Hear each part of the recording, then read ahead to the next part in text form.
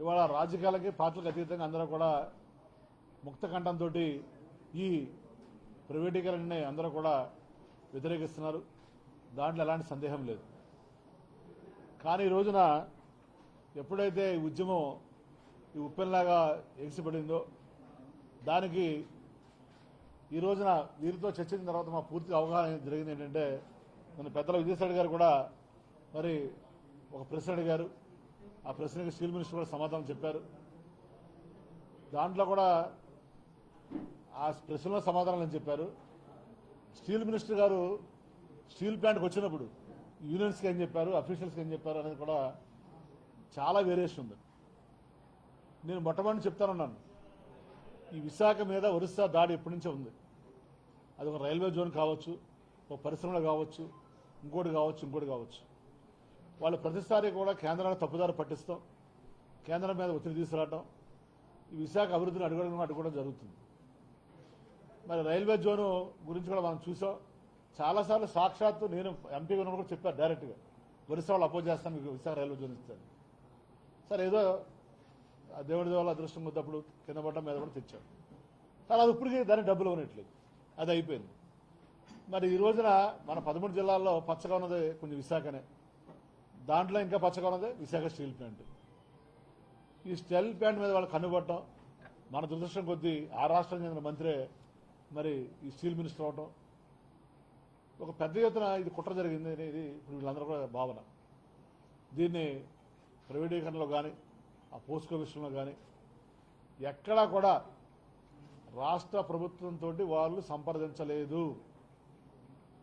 ఈ ప్రభుత్వం అధికారంలోకి వచ్చిన తర్వాత కేంద్ర ప్రభుత్వం కానీ స్టీల్ మినిస్టర్ కానీ పోస్కోలు కానీ దాన్ని మీడియా కానీ వాళ్ళు కానీ వక్రీకరించి ఇదేదో తెలిసి జరుగుతుంది రాష్ట్ర ప్రభుత్వం కానీ చెప్పడం చాలా దుర్మార్గం. తర్వాత కంపెనీ ప్రతినిధులు, చాలామంది కంపెనీ ప్రతినిధులు ఎంఎన్సీ వాళ్ళు కావచ్చు, ఆదానాలు కావచ్చు, అంబానీలు కావచ్చు, రకరకాల పారిశ్రామికవేత్తలు, పెట్టుబడిదారులు ఈ దేశంలో ప్రధానమంత్రిని కానీ ముఖ్యమంత్రిని కానీ కలవడం సహజం. కలిసినంత మాత్రాన దీంట్లో ఏదో స్టీల్ ప్లాంట్ విషయంలో లాలూచి పడ్డారనేది చాలా అవాస్తవం, 100% దయచేసి మన ప్రధాన ప్రతిపక్ష నాయకుడు చంద్రబాబు నాయుడు గారికి కానీ వారి నాయకులకు కానీ మీరు చేతులెత్తి నమస్కరించి తెలియజేస్తున్నాం. మీరు దయచేసి దీన్ని రాజకీయ ప్రయోజనాల కోసం వాడుకోబాకండి. గతంలోనే రాష్ట్ర విభజన సమయంలో కూడా మనందరం ఈ రాజకీయ ప్రయోజనాలు ఆలోచించుకునే దెబ్బతిన్నాం, రాష్ట్రం దెబ్బతిన్నది. మళ్ళీ ఈ పారిశ్రామిక విషయంలో కూడా మరి మనందరం కూడా రాజకీయ ప్రయోజనాలు ఆలోచిస్తే మరింత దెబ్బతింటాం. మీరు మమ్మల్ని 4 అంటారు, మీరు తిరిగి 10 అంటాం. దానివల్ల ఫలితం ఉంటుందా? మా గౌరవ ముఖ్యమంత్రి శ్రీ వైఎస్ జగన్మోహన్ రెడ్డి గారు కానీ, మా పార్లమెంట్ సభ్యులు కానీ, మా ప్రభుత్వం కానీ ఈ స్టీల్ ప్లాంట్ ప్రైవేటీకరణ విషయంలో చాలా స్పష్టమైనటువంటి వైఖరిని ఆన్ పేపర్ రాష్ట్ర ముఖ్యమంత్రి గారు గౌరవనీయులు వైఎస్ జగన్మోహన్ రెడ్డి గారు 5 కోట్ల మంది ప్రతినిధిగా ఆయన కేంద్ర ప్రభుత్వానికి స్పష్టం చేశారు. దీన్ని మేము పూర్తిగా విభేదిస్తున్నాం, వ్యతిరేకిస్తున్నాం. దీన్ని ఎలా రివైల్ చేయాలో కూడా కేటగారికల్గా వారి లెటర్లో చెప్పడం కూడా జరిగింది. అంతేగాని అసలు సమస్య కేంద్రం వద్ద ఉంటే దాన్ని వదిలిపెట్టి ఈ రాష్ట్ర ప్రభుత్వం మీద, విజయసాయి రెడ్డి గారి మీద, ముఖ్యమంత్రి గారి మీద బుర్ర చల్లితే వచ్చే ఫలితం ఏమీ ఉండదు అని నేను విజ్ఞప్తి చేస్తూ, దయచేసి మన రాష్ట్రంలో ఉన్నటువంటి బీజేపీ నాయకులకు కూడా నేను విజ్ఞప్తి చేస్తున్నాను, జనసేన నాయకుడు పవన్ కళ్యాణ్ గారు కూడా విజ్ఞప్తి చేస్తున్నాను. అయ్యా, ఎన్నాళ్ళు ఈ ఆధిపత్యం, ఒరిస్సా వాళ్ళ ఆధిపత్యం విశాఖపట్నం మీద ఉండాలి? ఒరిస్సా వాళ్ళ కంటే మన రాష్ట్ర బీజేపీ నాయకులు కానీ, జనసేన నాయకులు కానీ, పవన్ కళ్యాణ్ గారు ఏ విషయంలో తక్కువ? ఆ రాష్ట్రానికి చెందినటువంటి ఉక్కు శాఖ మంత్రి ఇదంతా కూడా తెర వెనక ఉండి నడిపిస్తుంటే ఒక కుట్రపూరితంగా ఆనాడు 65 గ్రామాల రైతులు మరి ఆల్మోస్ట్ ఫ్రీగా ఇచ్చినట్టే, వాళ్ళలో బీసీలు ఉన్నారు, ఎస్సీలు ఉన్నారు, ఎస్టీలు ఉన్నారు. ఇప్పుడే చెప్తున్నారు, మన ఎస్సీ ఎస్టీ ఎంప్లాయీస్ అసోసియేషన్ వారు కూడా వచ్చారు. 4,500 మంది ఎస్సీ ఎస్టీ ఎంప్లాయీస్ ఉన్నారు, మరి ఓబీసీ వాళ్ళు ఉన్నారు. వీళ్ళందరికీ కూడా ప్రైవేటైజేషన్ చేస్తే ఎవరో భద్రత కల్పిస్తారు? ఏ private company reservation, rule of reservation follow అవుతుంది? ఎవరో ఫాలో అవరో? వీళ్ళ తీవ్ర అన్యాయం జరుగుతుంది. అంటే ఈ రాష్ట్రంలో కానీ, దేశంలో కానీ దళితులకు కానీ, గిరిజనులకు కానీ, మైనారిటీలకు కానీ బతికే హక్కు లేదా? ప్రభుత్వం ఎలాగ ఉద్యోగాలు ఇవ్వదు, ఉన్న ఉద్యోగాలు కూడా లాక్కుంటుందా? కాబట్టి ఇట్టి పరిస్థితుల్లో కూడా మా ప్రభుత్వం పేద ప్రభుత్వం, పేదల సంక్షేమ ధ్యేయంగా ఏర్పడిన ప్రభుత్వం. మరి మన రాష్ట్ర ముఖ్యమంత్రి గౌరవనీయులు గారు వైఎస్ జగన్మోహన్ రెడ్డి గారు ఏర్పడిన దగ్గర నుంచి కూడా ఈ రాష్ట్రంలో ఉన్నటువంటి మరి బీసీలు కానీ, ఎస్సీలు కానీ, ఎస్టీలు కానీ, మైనార్టీలు కానీ ఎవరైతున్నారో వాళ్ళ అభివృద్ధి కోసం పనిచేస్తున్న ప్రభుత్వం మీ అందరికీ కూడా తెలుసు. కాబట్టి ఎట్టి పరిస్థితుల్లో కూడా దీన్ని మేము పూర్తిగా వ్యతిరేకిస్తున్నాం. ఎట్టి పరిస్థితుల్లో కూడా పోస్కో కాదు, వారి తాత వచ్చినా కూడా దీన్ని ఎట్టి పరిస్థితుల్లో కూడా ప్రైవేటు పరం కానివని కూడా తెలియజేసుకుంటూ, ఇదే పోస్కో వాడు అక్కడ ఎవడో ఒరిస్సాలోకి వెళ్తే వాళ్ళు తరిమి కొట్టారు, ఛత్తీస్గఢ్ వెళ్తే తరిమి కొట్టారు. అంటే ఆంధ్ర ప్రాంత ప్రజలు ఏమీ చేయలేదు, వీళ్ళు చులకన భావం అనేటువంటి ఒక భావంతో అక్కడ ఉన్నటువంటి నాయకులు, ఒరిస్సా నాయకులు ఇక్కడికి మన మీద రుద్దాలని చాలా బలంగా ప్రయత్నం చేస్తున్నారు. కేంద్ర ప్రభుత్వం ద్వారా నాయన రాష్ట్ర బీజేపీ నాయకులారా, జనసేన పవన్ కళ్యాణ్ గారు ఈ విషయాలు తెలుసుకోండి. దయచేసి మీ మీద మాకు వ్యక్తిగతంగా ఏమి ద్వేషం లేదు, మీ మీద వ్యక్తిగతంగా కోపం లేదు. ముఖ్యంగా మన ప్రధాన ప్రతిపక్ష నాయకులు చంద్రబాబు నాయుడు గారు దౌర్భాగ్యం. రాష్ట్రంలో ఏది జరిగినా కూడా జగన్మోహన్ రెడ్డి గారికి, విజయసాయి రెడ్డి గారికి అంటగట్టడం, అది ఏమాత్రం సబబు చంద్రబాబు నాయుడు గారు ఒక్కసారి ఆలోచించాలని వారికి విజ్ఞప్తి చేస్తూ, తప్పనిసరిగా ఈ పోస్కో కాదు, ప్రైవేటేషన్ కాదు, ఏ కంపెనీ వచ్చినా కూడా దీన్ని రాష్ట్ర ప్రభుత్వం తీవ్రంగా వ్యతిరేకిస్తున్నాం. అలాగే మరి విజయసాయి రెడ్డి గారి పెద్దలు వారి సూచనల మేరకు మా స్థానిక ఎమ్మెల్యే గారు కానీ, ఎంపీ గారు కానీ, మేము కానీ ఈ అఖిలపక్ష నాయకులు చేసేటటువంటి పోరాటాల్లో కానీ, ఉద్యమంలో కానీ మరి మేము కూడా వారికి తోడుగా ఉండి వారికి మద్దతుగా ఈ కార్మిక సంఘాలు ఎవరైతున్నారో ఈ 40,000 మంది కార్మికుల పక్షాన వైఎస్ఆర్సీపీ పార్టీ కానీ, రాష్ట్ర ప్రభుత్వం కానీ మేమందరం కూడా ఉంటామని తెలియజేసుకుంటూ, పెద్దలు విజయసాయి రెడ్డి గారు ఢిల్లీలో ఏం జరిగిందో నెక్స్ట్ ఏం చేద్దాం చెప్తారు. సెలవు తీసుకుంటున్నాం. మీరు మాట్లాడేసిన వాళ్ళు మీరు మాట్లాడినా కూడా స్పందిస్తారు. మీరు చెప్పారు సీఎం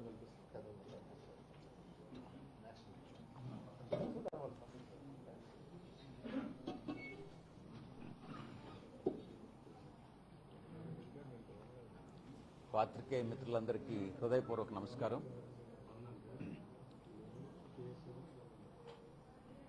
ఈరోజు విశాఖపట్నం ఉక్కు కర్మాగారానికి సంబంధించి వివిధ కార్మిక సంఘాల నాయకులతో, రాజకీయ పక్షాల నాయకులతో సమావేశం కావడం జరిగింది. వివిధ అంశాలని చర్చించడం జరిగింది. చర్చ ప్రకారం ప్రైవేటీకరణని అందరం కలిసికట్టుగా మనం వ్యతిరేకిస్తాం, పోరాటం సాగిస్తామన్నటువంటి నిర్ణయం తీసుకోవడం జరిగింది. ఈ యొక్క పరిస్థితి ఈరోజు రావడానికి కారణాలు ఏంది అని విశ్లేషించుకుంటే చాలా విషయాలు బయటొచ్చాయి. ఈ యొక్క స్టీల్ ఫ్యాక్టరీ మీద ఒరిస్సా నాయకులు కానీ, అటు కేంద్ర ప్రభుత్వంలో కానీ, అటు బ్యూరోక్రసీలో కానీ అధికారులు యొక్క పెత్తనం పూర్తిగా సాగుతుంది అన్నటువంటి విషయాన్ని చాలా స్పష్టంగా తెలియజేస్తా ఉంది. గతంలో నేను చెప్పినట్లుగా క్యాప్టివ్ మైన్స్ లేని దానివల్ల ఈరోజు నష్టాలు వస్తున్నాయి. ప్రొడక్షన్ స్థిరీకరణ లేని దానివల్ల నష్టాలు వస్తున్నాయి. ఈ యొక్క నష్టాలని అరికట్టాలని అంటే మనం క్యాప్టివ్ మైన్స్ తీసుకోవాలి. ఏదైతే ఎక్స్పాన్షన్కి మనం రుణం తీసుకున్నామో ఆ రుణాన్ని ఈక్విటీ కింద కన్వర్ట్ చేసుకొని మన ఇంట్రెస్ట్ బర్డన్ని తగ్గించుకోవాలి. ఇవి 3 మాత్రమే కాకుండా ఇంకొన్ని విషయాలు కూడా మీకు పత్రికాముఖంగా చెప్పుకోవాలి. గతంలో ఈ యొక్క రాష్ట్రీయ ఇస్పాట్ నిగమ్ లిమిటెడ్ నుంచి, అంటే విశాఖ ఉక్కు కర్మాగారం నుంచి 2,000 కోట్ల రూపాయలు రాయ్బరేలీలో ఉన్నటువంటి పెడుతున్నటువంటి వీల్స్ ఫ్యాక్టరీ కోసంగా ఇక్కడ నిధులను అక్కడికి తరలించడం జరిగింది. మరొకటి ఒరిస్సా మైనింగ్ డెవలప్మెంట్ కార్పొరేషన్కి, గవర్నమెంట్ సంస్థకి దగ్గర నుంచి మైన్స్ కోసంగా 10 సంవత్సరాల క్రితం 361 కోట్ల రూపాయలు అంటే దాని 10 సంవత్సరాల తర్వాత దాని విలువ ఎంతననేది మీరు ఆలోచించుకోండి. మైన్స్ రాలేదు, ఆ పెట్టిన డబ్బు రాలేదు, దాని మీద వడ్డీ రాలేదు. అది కాకుండా మన మీద అడిషనల్గా పెనాల్టీ వేసి ఇంకొక 1000 కోట్ల రూపాయలను కూడా, అంటే మనం మొత్తం 1361 కోట్ల రూపాయలు ఒరిస్సా మైనింగ్ డెవలప్మెంట్ కార్పొరేషన్కి పెనాల్టీ ద్వారా కానీ లేకుంటే మైన్స్ కొనేదానికి కానీ మనం చేయడం జరిగింది. కానీ దానివల్ల ఒక్క పైసా కూడా మన ఫ్యాక్టరీకి ఆదాయం రాలేదు, ముడి సరుకు రాలేదు, మైన్స్ అలాట్ కాలేదు. ఇవి మాత్రమే కాకుండా మనం విశ్లేషించిన సమాచారం ప్రకారం గతంలో ఎండి కావాలనుకున్నటువంటి ఒక వ్యక్తి, 2వ స్థానంలో ఉన్నటువంటి ఒక వ్యక్తి టీకే చాందన్ అని ఒక ఆఫీసరు కుంభకోణానికి పాల్పడి సంస్థకు 2000 కోట్ల రూపాయల నష్టాన్ని కలిగిస్తే కేంద్ర ప్రభుత్వం కానీ, స్టీల్ మినిస్ట్రీ కానీ, రాష్ట్రీయ ఇస్పాట్ నిగమ్ లిమిటెడ్ కానీ, ఆ తరువాత అతని పైన పెట్టినటువంటి సిబిఐ కేసు కానీ ఏమైంది? ఈ 2000 కోట్ల రూపాయల రికవరీ అయిందా? చివరికి చూస్తే విశాఖ స్టీల్ ఫ్యాక్టరీ నష్టపోయిందే కానీ ఎవ్వరికీ కూడా చట్ట ప్రకారం ఎవ్వరికీ కూడా శిక్ష పడలే. ఇప్పుడే మీ దగ్గర ఇప్పుడు మనం విశ్లేషించిన దాని ప్రకారం 2000 కోట్ల ఇన్వెస్ట్మెంట్ రాయబరీలో పెట్టింది, 2000 కోట్ల రూపాయల కుంభకోణం, 1361 కోట్ల రూపాయలు ఒరిస్సా మైనింగ్ డెవలప్మెంట్ కార్పొరేషన్కి ఇచ్చింది. అంటే ఇక్కడే ఇంచుమించుగా 5500 కోట్ల రూపాయల్ని ఈ యొక్క ఫ్యాక్టరీ నుంచి తరలించడం జరిగింది. ఒక సైడ్ మైన్స్ లేవు, క్యాప్టివ్ మైన్స్, ఎక్స్పాన్షన్కి విపరీతంగా మనం బారో చేసుకున్నాం, ఇటువంటి కుంభకోణాల్లో నష్టపోయాం. ఈ రకంగా నష్టపోయిన తర్వాత అటు కేంద్ర ఉక్కు శాఖ మంత్రిత్వ శాఖ నుంచి ఎటువంటి సహకారం లేకుండా ఇక్కడ తీసుకునేటటువంటి నిర్ణయాలన్నీ కూడా ఎవరో కొంతమంది ఒరిస్సా వ్యక్తులు అటు మినిస్ట్రీలో కానీ ఇక్కడ ఫ్యాక్టరీలో కానీ అన్ని కీ పొజిషన్స్లో ఒరిస్సా వాళ్లే ఈరోజు ఉండారని, వాళ్లే నిర్ణయాలన్నీ కూడా తీసుకుంటున్నారనని, ఇక్కడ ఉన్నటువంటి స్థానికంగా ఉన్నటువంటి ఎవరికీ కూడా కీ పొజిషన్స్లో స్థానం లేదనని, ఇలాంటి పరిస్థితుల్లో మనం ప్రైవేటీకరణని అపోజ్ చేస్తా ఉన్నాం. మన హక్కులు ఏదైతే ఉన్నాయో కాల రాస్తున్నారో ఆ హక్కుల్ని పరిరక్షించుకునే దానికి మనం పోరాటం సాగిస్తా ఉన్నాం. ఈ యొక్క పోరాటంలో అందరం కలిసి ఐకమత్యంగా అటు కార్మిక సంఘాలు ఇటు రాజకీయ పక్షాలు అందరం కలిసి సమైక్యంగా పోరాడదామన్నటువంటి విషయాన్ని మేము చర్చించుకొని నిర్ణయించుకోవడం జరిగింది. కార్యాచరణని మేము ప్రకటిస్తాం.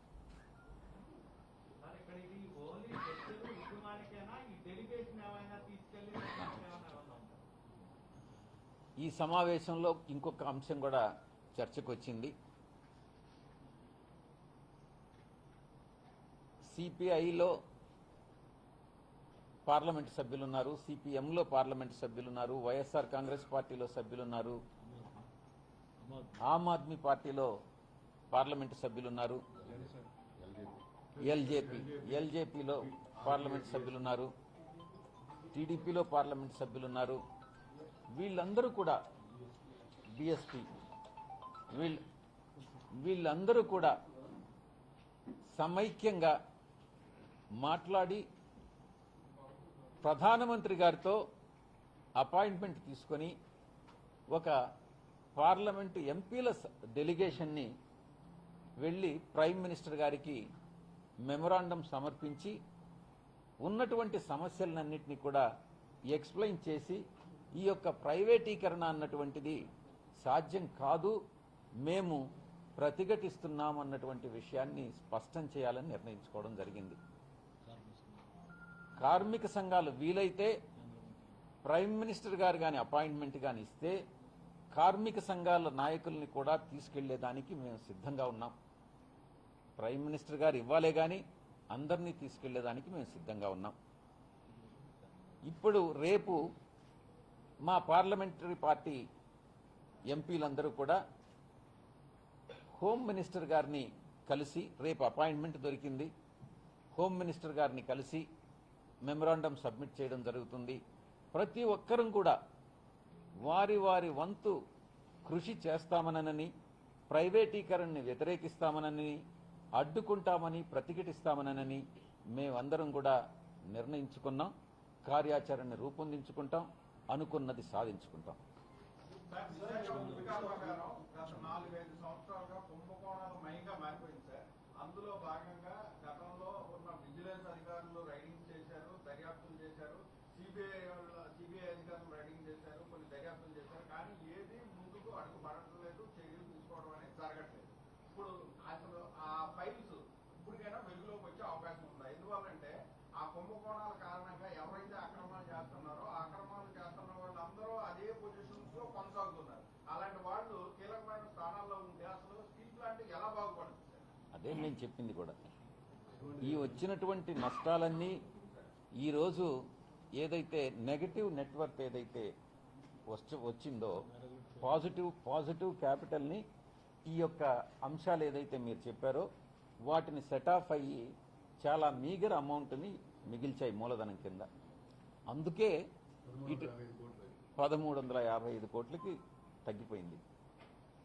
దాన్ని అడ్వాంటేజ్ కింద తీసుకుని ఈరోజు కొంతమంది పారిశ్రామికవేత్తలు, ప్రైవేటు వ్యక్తులు ఈ యొక్క స్టీల్ ఫ్యాక్టరీని తీసుకోవాలనని, దానివల్ల లబ్ధి పొందాలనని ప్రభుత్వంలో ఉన్నటువంటి, కేంద్ర ప్రభుత్వంలో ఉన్నటువంటి కొందరు పెద్దలు వీళ్ళందరూ కూడా ఇది చేస్తున్నటువంటి కుట్ర, ఆ కుట్రను మేము అపోజ్ చేస్తా ఉన్నాం.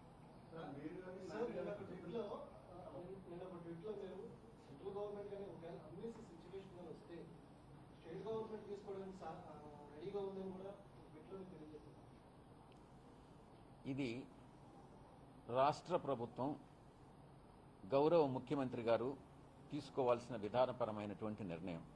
దీంట్లో నేను, మంత్రి గారో, పార్లమెంటు సభ్యులు ఎంవివి సత్యనారాయణ గారో జవాబు చెప్పాల్సినటువంటి ప్రశ్న కాదు ఇది. అన్ని విషయాలు చర్చించేదానికి రేపు విజయవాడ నేను వెళ్తున్నాను. సీఎం గారితో అన్ని విషయాలు, సీఎం గారికి అన్ని ఎక్స్ప్లెయిన్ చేసి ఆ కార్మిక సంఘాలని కూడా నాయకుల్ని సీఎం గారితో కలిపేందుకు ఒక అపాయింట్మెంట్ తీసుకునేదానికి కూడా నేను వెళ్తున్నాను. మా పార్లమెంటు సభ్యులు ఎంవివి సత్యనారాయణ గారు రేపు హోమ్ మినిస్టర్ని కలిసేదానికి ఆయన వెళ్తా ఉన్నారు. ఇప్పుడు మీరడిగిన ప్రశ్నకి కరెక్ట్ సమాధానం సత్యనారాయణమూర్తి గారు కానీ నరసింహరావు గారు కానీ చెప్పగలరు. ఇన్ని సంవత్సరాలుగా జరుగుతున్నటువంటి కుంభకోణాలలో, కుట్రల్లో ఎంత మనం నష్టపోయాం, ఎంతవరకు రికవర్ చేసుకోగలిగాం, రికవర్ చేసుకునేటటువంటి అవకాశం ఉందా, మనం ఏ చర్యలు తీసుకున్నాం, సిబిఐ కళ్ళు మూసుకొని ఈరోజు సంస్థకి నష్టపరిచిందా, దీనిలో రాజకీయ నాయకులు ఎవరున్నారు అన్నటువంటి విషయాన్ని వాళ్ళు చెప్పగలరు. సిఎండితో కూడా ఒక రివ్యూ మీటింగ్ అయితే నిర్వహించాల్సిన అవసరం ఉంది సార్. ఎందుకంటే కీలక నిర్ణయాలన్నీ ఆయన ఆధ్వర్యంలో తీసుకుంటున్నారు. ప్లస్ వారధిగా అంటే పోస్కోకి, స్టీల్ మినిస్ట్రీకి మధ్యన వారధిగా కూడా ఉంటున్నారు. మరి ఆయన్ని అసలు ఆయన వ్యక్తిగతమైన అభిప్రాయం ఏంటి, దీనికి సంబంధించి బ్యాక్గ్రౌండ్ ఏం జరుగుతుంది అనేది ఎవరికీ తెలియదు. సిఎండిని కలవాలనా లేదా అన్నటువంటిది ఆలోచించి అయోధ్య గారిని, మంత్రి రాజశేఖర్ గారు, ఆదినారాయణ గారు, మేము అందరం కూడా రాజకీయాల్లో ఉండేటటువంటి అందరం కూడా మాట్లాడి సీఎండి దగ్గరికి వెళ్ళి ఈ సమస్యలన్నింటినీ, దానివల్ల నిజంగా ప్రయోజనం ఉంటుందో లేదో నాకు తెలియదు, సీఎండి దగ్గరికి వెళ్ళి అతన్ని ప్రశ్నించేటటువంటి పరిస్థితిని తీసుకొస్తాం. అది చర్చించిన తర్వాత దాని మీద నిర్ణయించాం.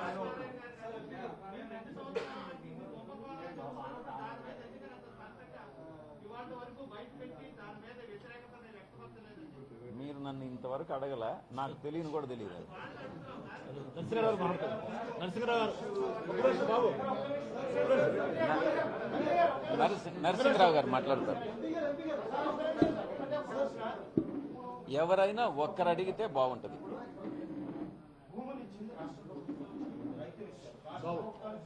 మీరు అడిగే క్వశ్చన్ని కరెక్ట్గా స్టడీ చేసి అడగాలి. భూములు రాష్ట్ర ప్రభుత్వం ఇచ్చిందని ఎలా చెప్తారు? మీరు అడిగే ప్రశ్నని కరెక్ట్ ప్రశ్న అడగాలి. ఆ తర్వాతనే కరెక్ట్ సమాధానం వస్తుంది. అడిగే దాంట్లోనే వక్రీకరించి అడగొద్దు. కానీ చెప్పండి, అడగండి.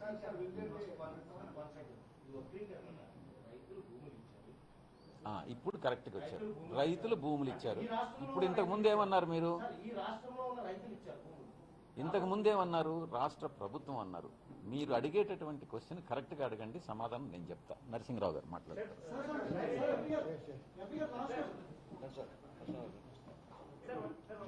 మీ మైండ్లో ఎప్పుడైనా కూడా మీ కరెక్ట్ మైండ్ సెట్తో కానీ మీరు అడిగితే జవాబు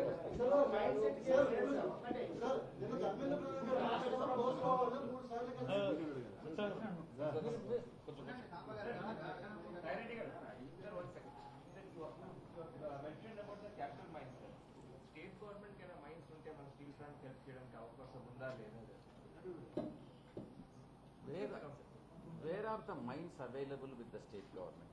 You tell me. Already steel ప్లాంటే మేనేజ్మెంట్ అప్లై చేసింది. ఒంగోలులో ప్రకాశంలో ఉంది.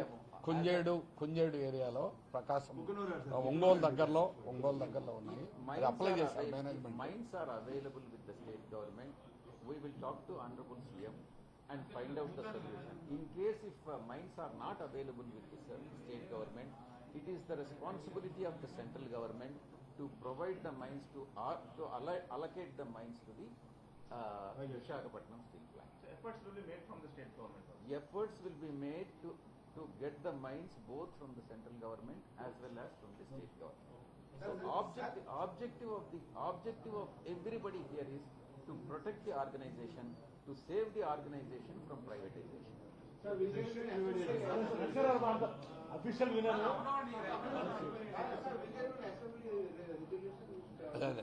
అదే మేము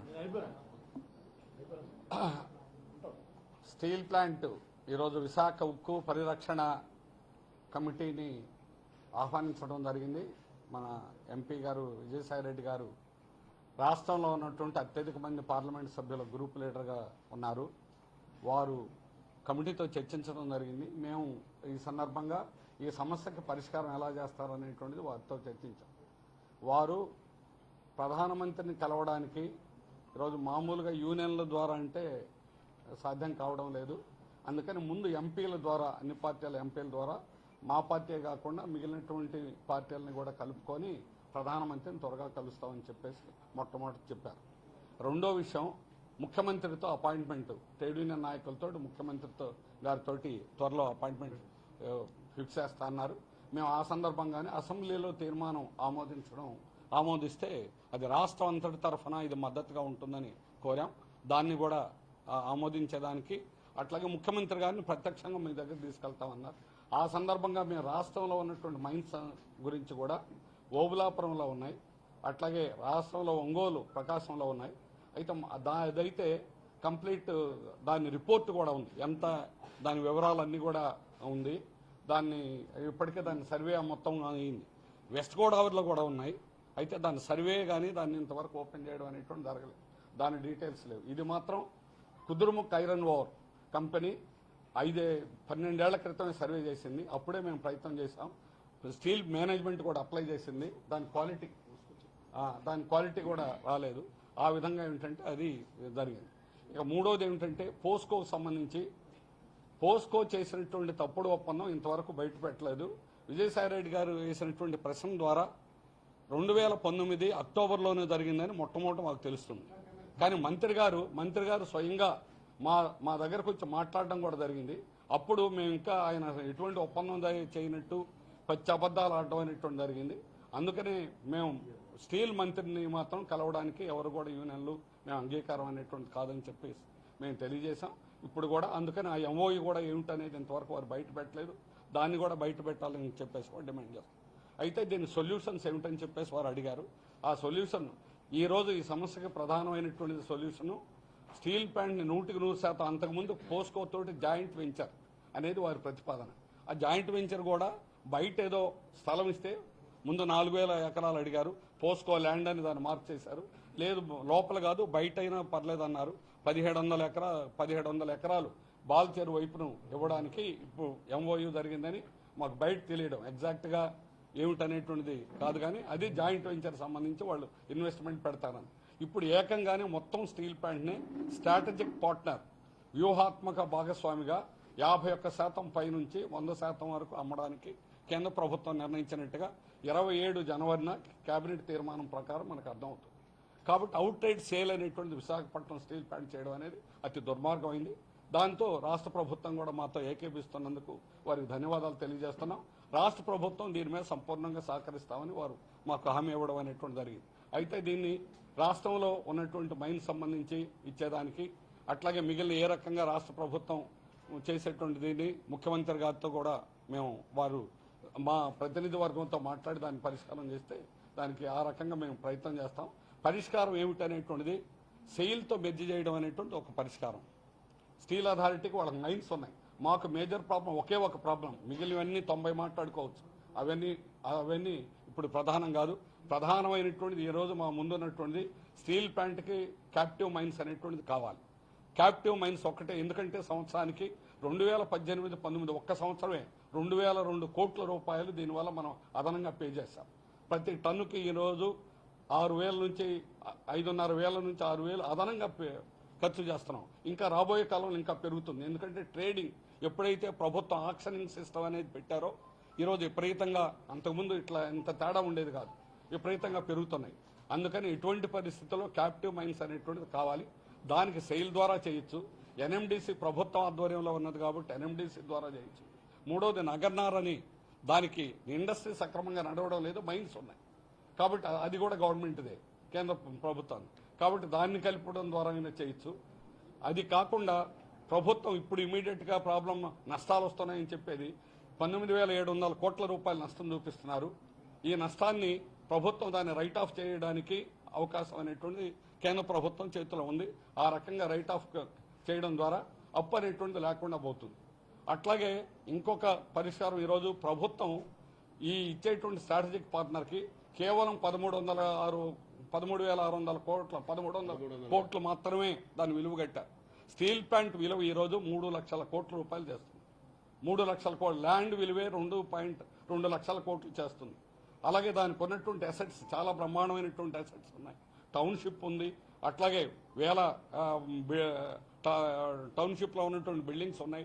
లోపల ప్లాంట్ చాలా విలువైనటువంటి, భారతదేశంలోనే అతి ప్రధానమైనటువంటి అన్ని రకాలుగా కూడా బెస్ట్ లేఅవుట్ ఉన్నటువంటి ప్లాంట్. 40,000 మందికి ఈరోజు అనేక రూపాయలుగా ఉపాధి కల్పిస్తున్న అలాగే సామాజిక న్యాయం అనేటువంటి రిజర్వేషన్ 100% అమలు చేస్తూ 4,500 మంది ఎస్సీ ఎస్టీ ఎంప్లాయీస్ ఉద్యోగాలు అనేటువంటిది రాబోయేటువంటి. ఇది కానీ ప్రైవేట్ రంగం అయితే పోస్కో, ఎస్పెషల్లీ పోస్కో అనేటువంటిది ప్రపంచంలోనే హైయెస్ట్ రోబోట్స్ వాడేటువంటి కంపెనీ. 41 మిలియన్ టన్నులు తన సొంత 41 మిలియన్ మెట్రిక్ టన్నులు ఉత్పత్తి చేస్తుంది. అందులో పనిచేసేది కేవలం 4,000 మాత్రమే. మనం 6.3 మిలియన్ టన్నులు ఈరోజు ఉత్పత్తి చేస్తూ దీనిలో 32 నుంచి 40,000 మంది పనిచేస్తూ ఉంటే 41 మిలియన్ టన్నులు ఉత్పత్తి చేసేటువంటి పోస్కోలో పనిచేసేటువంటి కేవలం 4,000 మాత్రమే. 100 టన్స్ ట్రక్లో అన్మ్యాన్డ్, మనుషులు లేకుండా ట్రక్కులు నడుస్తాయి, మనుషులు లేకుండా రోబోట్లు పనిచేస్తాయి. మోస్ట్ ఆటోమేషన్తో నడిపేటువంటి కంపెనీ. అందువల్ల దీనివల్ల ఎంప్లాయ్మెంట్ అనేటువంటిది ఉండదు. ఉన్న ఎంప్లాయ్మెంట్ డ్రాస్టిక్గా పడిపోతుంది. ఇది ఉద్యోగులకు కానీ సామాజిక గాజువాక ప్రాంతం ఈరోజు రాష్ట్రంలోనే నంబర్ 1 సగటు మనిషి యొక్క ప్రమాణం అనేటువంటి అత్యధికంగా ఉండడానికి కారణం అక్కడ ప్రధానంగా పబ్లిక్ సెక్టారు స్టీల్ ప్లాంట్ ఉన్నాడు. ఆంధ్రప్రదేశ్కి, రాష్ట్రానికి అలా 8,000 కోట్ల రూపాయలు ట్యాక్సెస్ అండ్ డివిడెండ్స్ రూపంలో చెల్లించారు. మొత్తం కేంద్ర ప్రభుత్వానికి 40,800 కోట్ల రూపాయలు ఇప్పటికి మనం పన్నులు డివిడెండ్స్ రూపంలో చెల్లించాం. ఇటువంటి బంగారు బాతుని ఈరోజు కోసి తినాలని కేంద్ర ప్రభుత్వం వాళ్ళకి సంబంధించినటువంటి కార్పొరేట్కి ఇవ్వాలనేటువంటి కుట్ర అనేటువంటి జరుగుతుంది. వారు ఓపెన్గా చెబుతున్నారు. ఈ రోజు వరకు కూడా వారు చెబుతున్నారు ఏమిటంటే ఓపెన్గా చెబుతుంది, మేము మా విధానం ప్రైవేటైజేషన్, మేము ప్రైవేటు అన్నీ చేస్తాం. ఇది కూడా చేస్తామనేటువంటి పద్ధతిలో బీజేపీ చెబుతుంది. వాళ్ళు ఏ రకంగా విశాఖ స్టీల్ ప్లాంట్ను ప్రైవేట్ చేస్తారో కూడా మేము తేల్చుకుంటాం. అవసరమైతే ప్రాణ త్యాగాలు చేశారైనా, అవసరమైతే ఫిజికల్గా అడ్డుకోనైనా, అవసరమైతే ఎటువంటి రెసిస్టెన్స్ అవసరమైతే అటువంటి రెసిస్టెన్స్కి ఆంధ్రప్రదేశ్ రాష్ట్రం యావత్తును కూడా కదిలించైనా విశాఖ స్టీల్ ప్లాంట్ కాపాడుకుంటామని తెలియజేస్తాం. ఒక్క విషయం నరసింగరావు గారు చెప్పినట్లుగా పోస్కో అనేటటువంటి కంపెనీకి కేంద్ర ప్రభుత్వం 1300 కోట్ల రూపాయలకి విశాఖ స్టీల్ని అమ్ముతా కానీ ఉంటే, అదే గాని పథకం అయితే విశాఖపట్నంలో ఉన్నటువంటి ప్రతి ఒక్క పౌరుడు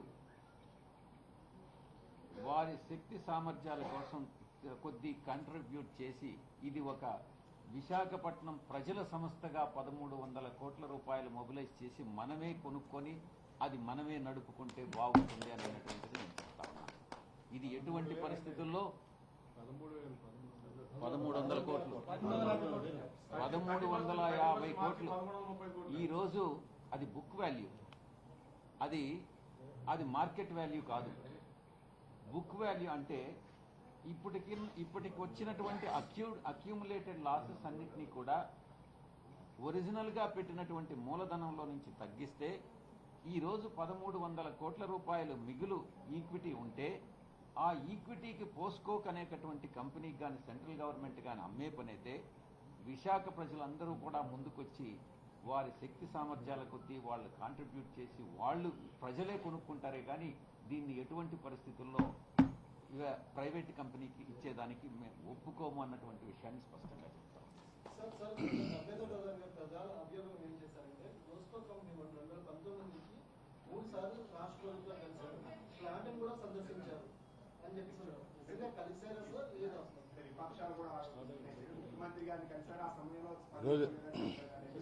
మిత్రులారా, రాజకీయ పక్షాలు, ట్రేడ్ యూనియన్లు ఉక్కు పరిరక్షణకి సంబంధించి మేము అందరం ఈరోజు విజయసాయిరెడ్డి గారు మంత్రి గారు పిలిస్తే కలిపి కూర్చొని ఒక ఐక్య కార్యాచరణని నడపాలని చెప్పని అనుకున్నాం. మరి ఈ క్రమంలోనే నిన్న విజయసాయిరెడ్డి గారు చేసిన ప్రశ్నకి ధర్మేంద్ర ప్రధాన్ గారు ఇచ్చినటువంటి సమాధానం అన్నది చాలా అన్యాయమైంది. ఎందుకంటే ఆయన ఇక్కడికి వచ్చి అధికారులను లేకపోతే స్టీల్ ప్లాంట్కి రావడానికి, పోస్కోని కలవడానికి ఆయన ప్రయత్నం చేసినప్పుడు ఇక్కడ ఉన్న కార్మిక సంఘాలన్నీ దాన్ని అడ్డుకున్నాయి. ఆ హెలికాప్టర్ను దిగనీయకుండా అడ్డుకున్నప్పుడు వాళ్ళు నచ్చజెప్పి, సీఎండీ గారు వచ్చి నచ్చజెప్పి లేదు మీతో కలుస్తారని చెప్పి వాడిని 1 గంట లేటుగా ఆ సమావేశాన్ని ప్రారంభింపజేసి ఈ యూనియన్ నాయకులందరినీ ఒక పక్కన పెట్టి ఆయన దగ్గరికి వచ్చి మీకేమీ కాదు, మీతో సంప్రదించకుండా నేను ఇందులోని ఏమీ ప్రైవేటైజేషన్కి పోము, లేకపోతే పోస్కోతో కూడా ఒప్పందం చేయమని చెప్పని ఇక్కడ చెప్పారు. ఈ రోజుని ఒప్పందం ఎప్పుడో జరిగిపోయిందని చెప్పని పార్లమెంట్కి చెప్పారు. అంటే ఎప్పుడో జరిగిపోతే ఇప్పుడు దాకా బయట ఎందుకు పెట్టలేదు, ఇంత రహస్యంగా ఎందుకు చేయాల్సి వచ్చింది? ఒక విధంగా చీకటి ఒప్పందమే. విశాఖ ఉక్కుని అడ్డుగోలుగా ప్రైవేటు వ్యక్తులకి లేకపోతే బహుళజాతి కంపెనీకి అమ్మేయాలన్నది ఒక చీకటి ఒప్పందమే ఈ కేంద్ర ప్రభుత్వం చేసిందని చెప్పని భావిస్తున్నాం. మేము ముందు నుంచి డిమాండ్ చేస్తున్నాం. ఇది విశాఖ ఉక్కు అన్నది తెలుగు ప్రజల ఆత్మగౌరవానికి సంబంధించిన అంశం. అందుకని రాష్ట్ర ప్రభుత్వం తక్షణం స్పందించి రాష్ట్ర ప్రభుత్వ నాయకత్వంలోనే అది కేంద్ర ప్రభుత్వం మీద ఒత్తిడి తీసుకొచ్చేటటువంటి క్రమంలోనే పనిచేయాలని చెప్పని మంత్రి గారిని ఈ 5వ తారీఖు నుంచి అడుగుతా ఉన్నాం. విజయసాయిరెడ్డి గారితో కూడా ఈరోజు చర్చలు జరిపిన నేపథ్యంలో ఖచ్చితంగా మేము ముందునుంటాం. మిమ్మల్ని ఢిల్లీకి తీసుకొని పోతాం, రాష్ట్ర ముఖ్యమంత్రి గారి దగ్గరికి తీసుకొని పోతామని చెప్పని అన్నారు. ఈ రాష్ట్ర శాసనసభలో కూడా ఖచ్చితంగా ప్రైవేటీకరణకు వ్యతిరేకంగా తీర్మానం చేపించాలని చెప్పన్నది కూడా మేము అడిగాం. అది ముఖ్యమంత్రి గారితో మాట్లాడి దాన్ని చేస్తాము. ఇంకోటి ప్రధానమైంది, ఈరోజు విశాఖ ఉక్కు సీఎండీగా ఉన్నటువంటి ఆయన ఈజ్ ది కస్టోడియన్ రద్దు. అది ప్రజల సంపదది. అలాగే ఇక్కడ ఉన్నటువంటి ఉద్యోగులకు కూడా భాగస్వామ్యం ఉంది. వీళ్ళందరినీ డార్క్లో పెట్టి ఇంత ఒప్పందం జరిగి ఉక్కును అమ్మేస్తా ఉన్నా ఎవరికి చెప్పకుండా చేయడం అన్నది ఇది చాలా కుట్రపూరితమైనటువంటి వైఖరి. ఖచ్చితంగా సీఎండీ వైఖరికి వ్యతిరేకంగా కూడా ఈ ఆందోళన చేయడం అన్నది జరుగుతుంది. మిగతా కుంభకోణాలు అయ్యానా ఇప్పుడు ఆ కుంభకోణాల కోసం చర్చిస్తే దీన్ని రక్షించుకోలేం. ముందు ప్రైవేటీకరణ ప్రమాదం నుంచి దీన్ని గట్టెక్కించిన తర్వాత అప్పుడు జరిగిన కుంభకోణాలు వీటన్నిటికి సంబంధించి కూడా వెలుగులో తీసుకొచ్చి దానికి ఎవరిని రెస్పాన్సిబిలిటీ ఉండాలి, ఎవరో ఒకరు అకౌంటబిలిటీ ఉండాలి. ఊరికనే ఇది అయిపోయింది, ఇది నష్టపోయామని చెప్పని రాసుకొని వదిలేయడం అన్నది కాకుండా ఎవరి నిర్ణయాల వలన ఈ నష్టం జరిగింది, ఎంత నష్టం జరిగింది, వాళ్ళని ఎలాగ దీనికి బాధ్యులు చేయాలని చెప్పనేది మనం నిర్ణయం చేసి ముందుకు పోవాలని చెప్పని ఐక్యంగానే పోవాలని. అలాగే మేము కోరింది ఇంకొకటి, ఈరోజు అధికార పార్టీ తరఫున ప్రధాన ప్రతిపక్షాన్ని ఇతర పార్టీలను కూడా అన్నింటినీ కలుపుకొని వచ్చేటటువంటి క్రమంలో అందరమే కలిపి ఐక్యంగా, ఇప్పుడు మన పక్క రాష్ట్రంలో తమిళనాడులో నైవేలి లిగ్నెట్ని కానివ్వండి, లేకపోతే జల్లిగొట్టు అంశంలో కానివ్వండి, మొత్తం అందరూ ఐక్యమయ్యారు. మన దగ్గర ఆ రకమైన పరిస్థితి లేదు. అందుకని ఇక్కడ కూడా ఆ రకమైనటువంటి పరిస్థితి. ఈరోజు విశాఖ ఉక్కు మీద చేయేస్తే తెలుగు ప్రజలందరూ ఐక్యంగా మన పీఠాన్ని కదపడానికి సిద్ధంగా ఉన్నారనేటటువంటి ఒక సంకేతాన్ని పంపించేటటువంటి పద్ధతుల్లో ఈ రాష్ట్రంలో అధికార పార్టీ ప్రధాన ప్రతిపక్షాన్ని ఇతర పక్షాలకి కూడా లేఖలు రాసి వాళ్ళను కూడా ఇందులో భాగస్వాములు చేసి అందరినీ కలిపి ఐక్యంగా విశాఖ ఉక్కు ప్రైవేటీకరణ యత్నాలకు వ్యతిరేకంగా పోరాటానికి ముందుకు నడవాలని చెప్పని మేము కోరాం. అందుకు వాళ్ళు కూడా సమ్మతించడం అనేది జరిగింది. ఈ పద్ధతుల్లో మనం ఎప్పుడైతే ముందుకు పోతాం ఖచ్చితంగా విశాఖ ఉక్కు ప్రైవేటీకరణ విధానాలను అడ్డుకోగలమని చెప్పని విశ్వసిస్తా ఉన్నాం. ఒరిస్సా కుట్రలు కేవలం స్టీల్ ప్లాంట్కే పరిమితం కాలేదు సార్, మన ఏపీ భూభాగంపై కూడా ఖండించింది. అక్కడ కొటియా గ్రామం, విజయనగరం జిల్లా కొటియా గ్రామంలో ధర్మేంద్ర ప్రధానే స్వయంగా అక్కడ గిరిజనులు రెచ్చగొట్టారు సార్. ఇప్పుడు డుమ్రిగూడ మండలంలో కూడా ప్రతిపక్షం సార్ ఖండించినప్పుడు తన్నే పోలీసు అంటే గత ప్రభుత్వం నుంచి కూడా ఉదాసీనంగా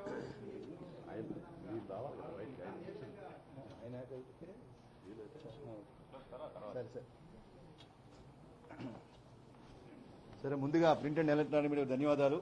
విశాఖ ఉక్కు పరిరక్షణ కోసం మీరు చేస్తున్నటువంటి కృషికి మరొకసారి కార్మిక సంఘాల అందరి తరఫున ధన్యవాదాలు తెలియజేస్తున్నా.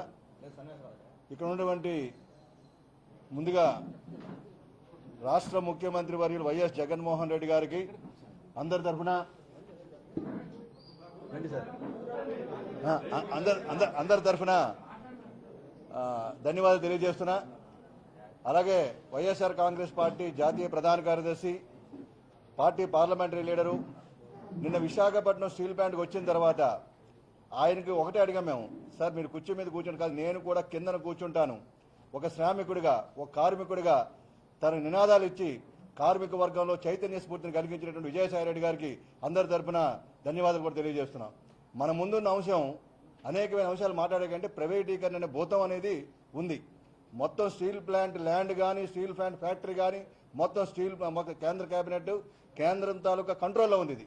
ఇది రాష్ట్ర ప్రభుత్వ కంట్రోల్ కాదు. మొత్తం అంతా కూడా ప్రభుత్వం దగ్గర భూములు సేకరించిన తర్వాత ఇది మొత్తం ట్రాన్స్ఫర్ అయింది. ఇది మినిస్ట్రీ ఆఫ్ స్టీల్లో ఉంది. వారి గతంలో 10% డిజిన్వెస్ట్మెంట్ చేస్తామంటే వ్యతిరేకించాం, ఐపీఓ చేస్తాం వ్యతిరేకించాం, పోస్కోకు 1169 ఎకరాలు ఇస్తామంటే వ్యతిరేకించాం. దానికి కారణం వెనకాతల ముఖ్యమంత్రి గారు కూడా ఒకటే చెప్పారు, Visakhapatnam steel plant land 1 cent కూడా మీకు ఎవరికి ఇచ్చేది లేదు.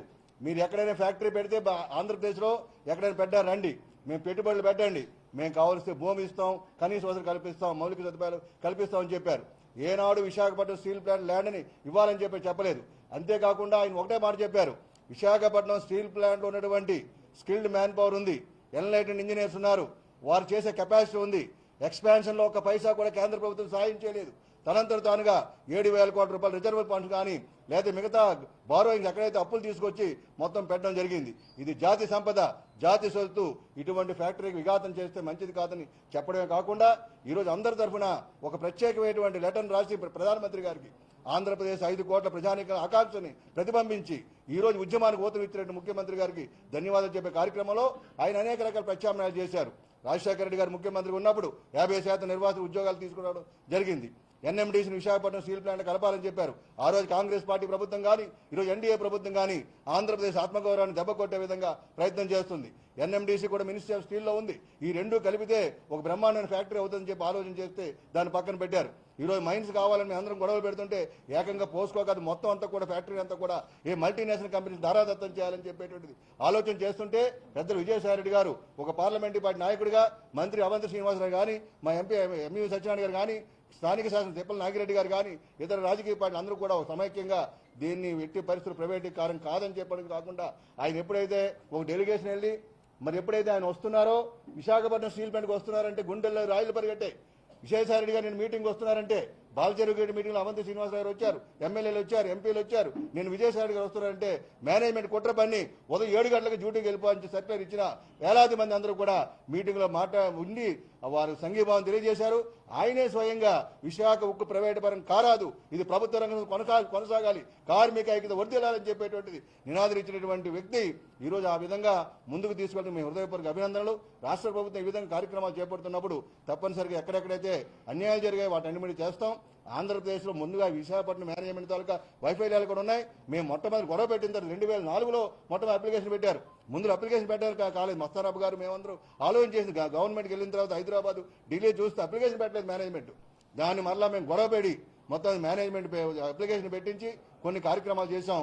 ఆంధ్రప్రదేశ్లో ఎఫ్ఈ కంటెంట్ సరిపోవటం లేదు. మిగతా దగ్గర ఓఎండీసీకి 1000 కోట్లు కట్టావు, వాళ్ళ దగ్గర ఒక రూపాయి ఐరన్ ఓర్ తీసుకురాలేదు.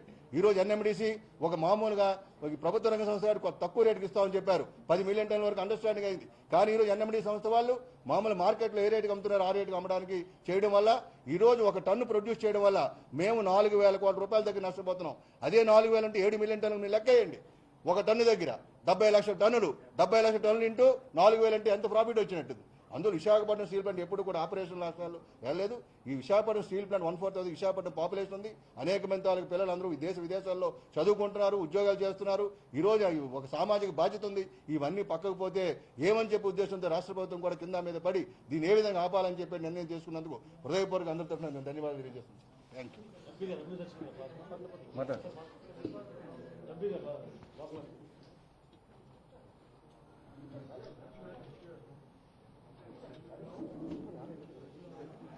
మీడియా మిత్రులందరికీ నమస్కారం.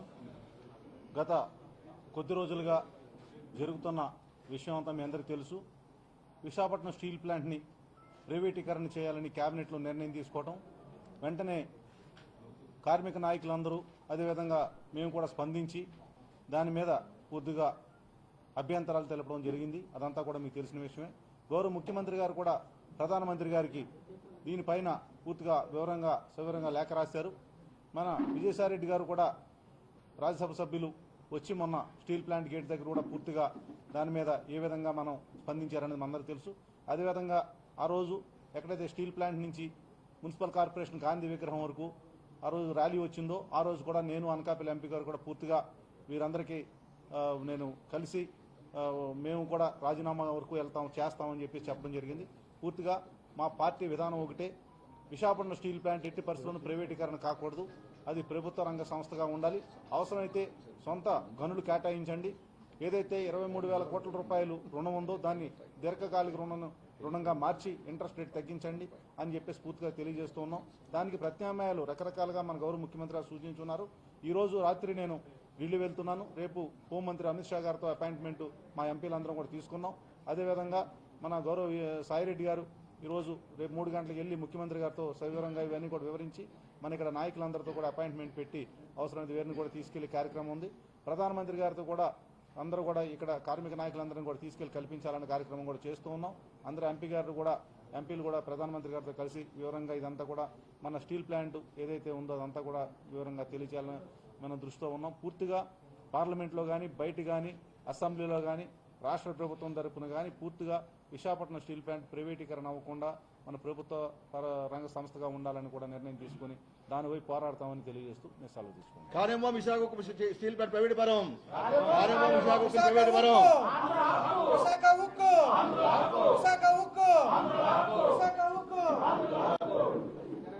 చేతులు పెట్టండి అన్న, మినిస్టర్ గారు మన చేతులు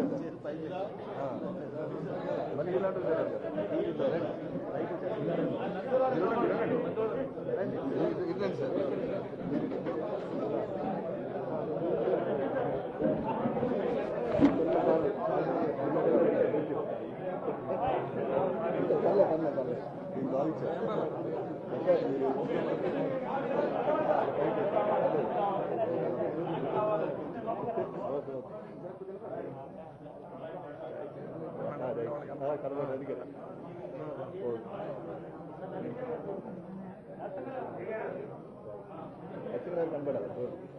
విశాఖ ఉక్కు